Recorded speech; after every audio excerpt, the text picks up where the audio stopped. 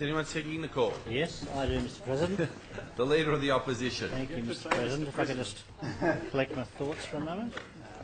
That's the way it works. Thank you, Mr. President. I lead for the opposition on the Child Protection and Working with Children Amendment Statutory Review Bill 2018.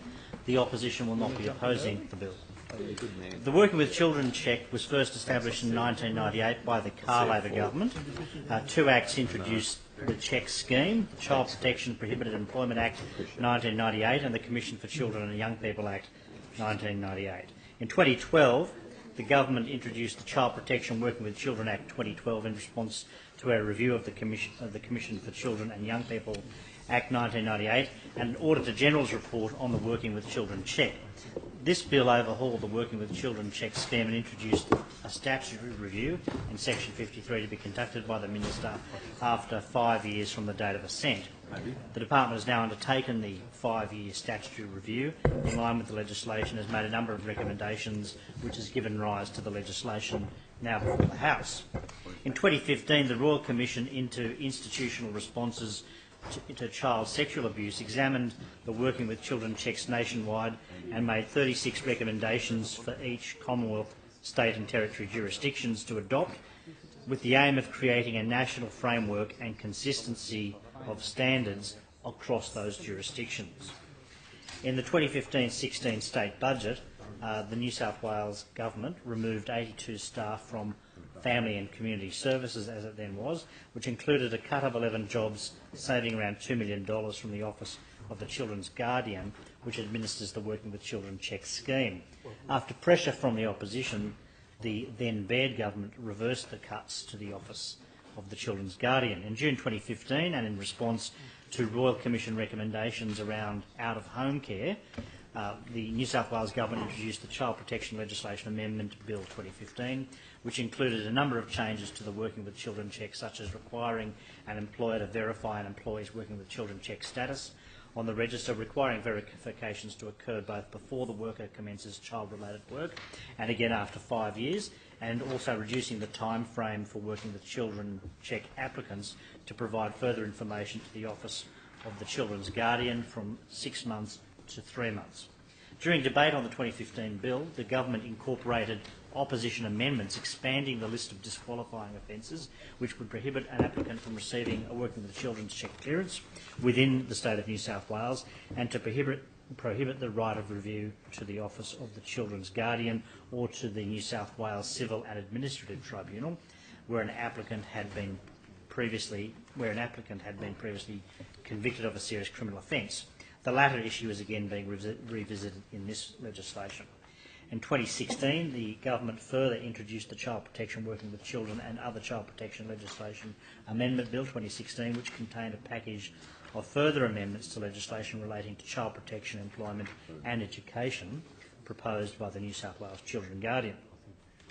This year, the purpose of the legislation now before the House is to amend the Child Protection Working with Children Act 2012 and other relevant legislation to strengthen and streamline the laws in relation to working with children.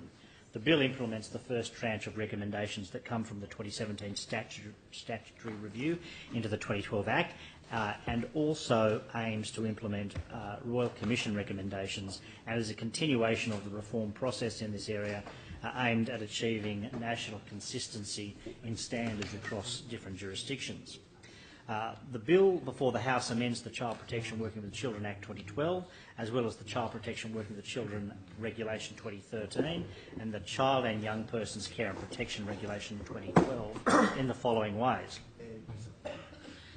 Section 6 Clause 6 amends the definition of what is child-related work in the 2012 Act so that direct contact with children must be a usual part of the role rather than being incidental to the work being performed.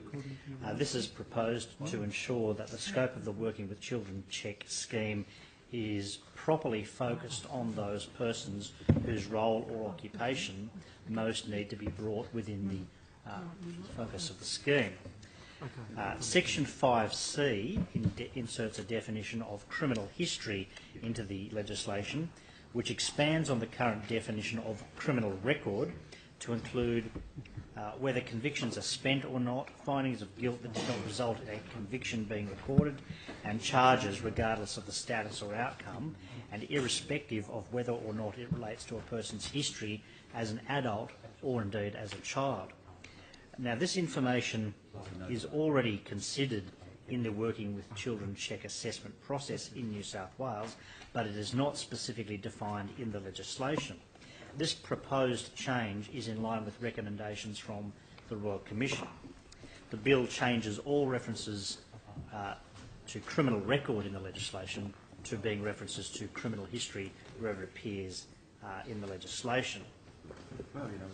Now, recommendation 17 of the Royal Commission report provides, and I quote, "State and territory governments should amend their laws to include a definition of criminal history for working with children check purposes comprised of convictions whether or not spent, findings of guilt that did not result in a conviction being recorded, charges regardless of status or outcome including pending charges or charges laid but not finalised, charges disposed of by a court or otherwise other than by way of conviction, brackets for example withdrawn, comma, set aside or dismissed, end bracket, and Roman 3, charges that led to acquittals or convictions that were quashed or otherwise overturned on appeal for all offences, irrespective of whether or not they concern the person's history as an adult or a child and or relate to offences outside Australia," unquote.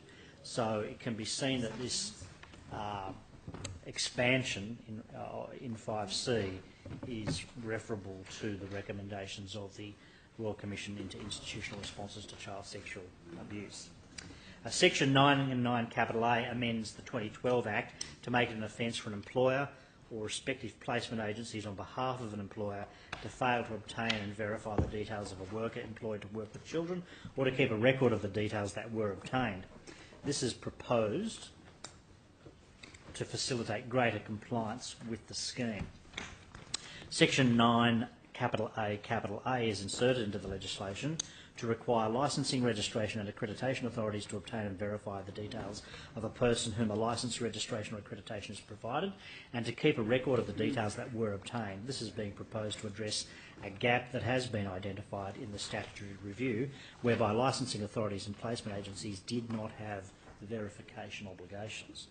Clause 10(5)(c) is to be inserted into the 2012 legislation to provide discretion to the children's guardian to permit a child who turns 18 to continue to reside with an authorised carer despite that child not holding a Working with Children's Check clearance. The amendment is being introduced to mitigate the unintended consequence caused by the previous regulations, which forced a few vulnerable young persons out of placements with an authorised carer because that continuing in placement involved care with other children aged under 18 years, usually their siblings. So because the child going from 17 to 18 did not themselves hold a Working with Children's Check clearance, they were, as it were, forced out of that care placement. Clearly not an intended consequence, and one with many negative repercussions for those concerned.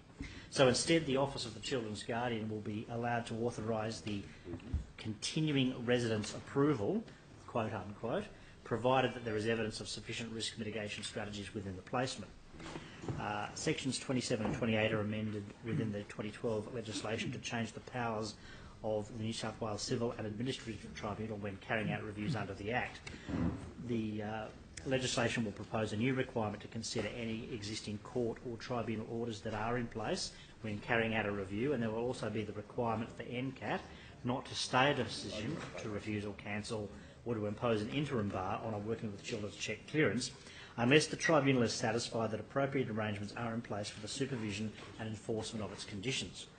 This amendment is proposed to mitigate risks associated with individuals who have committed serious offences being able to appeal the decisions of the Office of the Children's Guardian to continue working with children.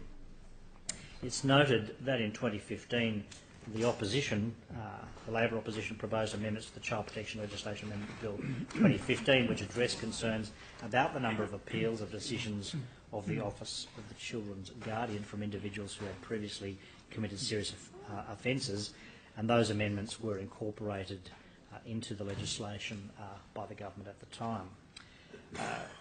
Section 31 amends the powers of the Office of the Children's Guardian in the legislation to allow it to require persons as well as government agencies to provide information relevant to the preparation of submissions to NCAT or related to the assessment of risk posed by a person as directed by the Children's Guardian. This is being proposed so that the Office of the Children's Guardian and NCAT will have better information available to assess the risk of applicants who have applied with working with children's check clearance, working with children's check clearance. Section 36 capital B is inserted into the legislation to require applicants for a working with children's check clearance to notify of any changes in their personal details. This proposed change puts positive obligations on individuals to ensure their details are up to date with the Office of the Children's Guardian and assists the Office to have more up-to-date information on working with children's check applicants and clearance holders. Sections 50 capital A and 50B will permit penalty notices to be issued for offences and non-compliance with the Act.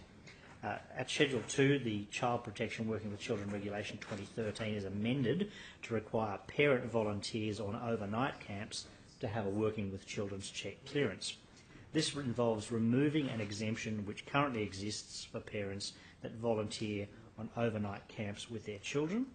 This is being proposed to respond to the inherent risks that exist in the context of unsupervised overnight camps. The Royal Commission noted that most child sex offenders are known to their victims and that they are usually trusted adults to them. It's in this context that unsupervised overnight camps could represent a risk to other children, even where the offender has their own children at the camp. The proposed change does not remove the general exemption that exists around volunteering. However, it is amended to require working with children's check clearance whether volunteering involves attending an overnight camp. Mr President, as with other volunteers, the Government is proposing to not charge parents who need to get a working with children's check clearance in order to attend an overnight camp, which is, in our view, an entirely appropriate response. With those observations, the opposition will not be opposing this legislation.